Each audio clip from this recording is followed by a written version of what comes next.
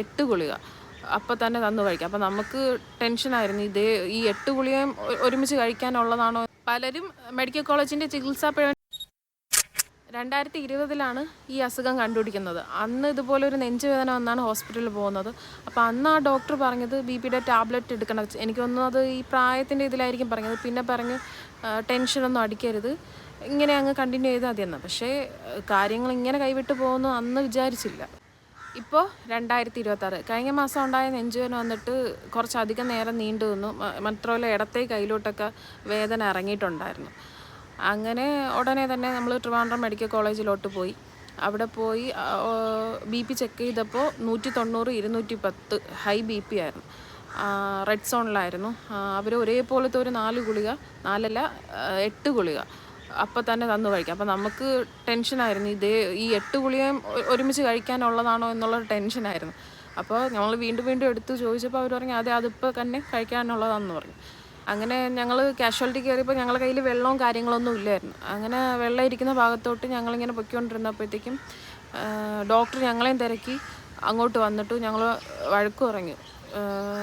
Heart പേഷ്യൻ്റായ ഒരു വ്യക്തിയും കൊണ്ടാണോ നിങ്ങൾ പോകുന്നതെന്ന് പറഞ്ഞ് ഞങ്ങളെ വഴക്ക് പറഞ്ഞു. അപ്പം നമ്മളെല്ലാവരും ഇങ്ങനെ പരസ്പരം നോക്കി നിന്നു. അതേ ആ 8 ഗുളികയും BP കൺട്രോൾ ചെയ്യാനായിട്ടുള്ളതെന്ന് പറയും. അങ്ങനെ അത് കഴിച്ചു. അങ്ങനെ കഴിച്ച് കുറച്ച് നേരം അവിടെ ഇരുന്നപ്പോഴത്തേക്കും അവിടുത്തെ സീനിയർ ഡോക്ടർമാർ വന്ന് കണ്ടിട്ട് ഒന്ന് വെയിറ്റ് ചെയ്യാമെന്ന് പറഞ്ഞു. അപ്പോൾ അത്രയും നേരം വീൽ ചെയറിലായിരുന്നത് ഉടനെ തന്നെ സ്ട്രക്ചറിലോട്ട് പ്രൊമോഷൻ കിട്ടി. അതേസമയം പേടിയില്ലായിരുന്നു. പക്ഷേ ഈ സ്ട്രക്ചറിലോട്ട് പ്രൊമോഷൻ കിട്ടിയതും മനസ്സിൽ ചെറിയ പേടിയായി. കാരണം ഈ വണ്ടി ഇങ്ങോട്ടാണ് പോകുന്നതെന്നുള്ളൊരു പേടിയായിരുന്നു. ഈ സ്ട്രക്ചർ നീങ്ങി തുടങ്ങി. ഈ മുകളിലുള്ള ലൈറ്റും ദൂരെയുള്ള ബോർഡുകളും അല്ലാതെ വേറെ ഒന്നും കാണാൻ പറ്റുന്നില്ല. നോക്കിയപ്പോഴത്തേക്കും ഈ ക്രിട്ടിക്കൽ ICUവിൻ്റെ ബോർഡ് കണ്ടു. ആ ബോർഡ് കണ്ടതോടുകൂടി കിളിയൊക്കെ പറന്നു. പിന്നെ നേരെ സ്ട്രക്ചറിലേക്ക് ബെഡിലോട്ടായി. ഡ്രസ്സ് റിമൂവ് ചെയ്യാൻ പറഞ്ഞു. ECG എടുക്കാനാണെന്ന് പറഞ്ഞ് ഡ്രസ്സൊക്കെ റിമൂവ് ചെയ്തു.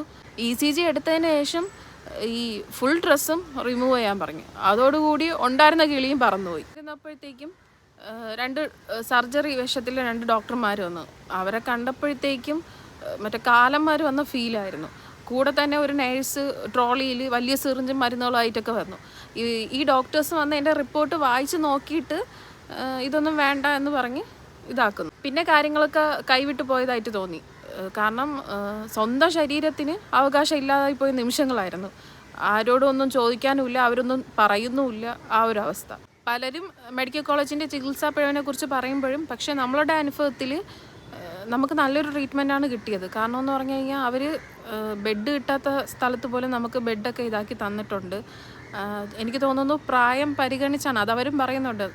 കാരണം അതിൻ്റെ അകത്ത് കിടക്കുന്ന എല്ലാവരും ഒരു 50 വയസ്സിന് മുകളിലോട്ടുള്ള ആൾക്കാരാണ്. പക്ഷേ എൻ്റെ ഇക്ക മാത്രമേ ഉള്ളൂ 36 വയസ്സ് പ്രായം. അപ്പോൾ അതാണ് അവർ പരിഗണിച്ചിട്ടുള്ളത്. ആളിപ്പോഴും മെഡിക്കൽ കോളേജിൻ്റെ ട്രീറ്റ്മെൻറ്റിൽ കണ്ടിന്യൂ ചെയ്യണം.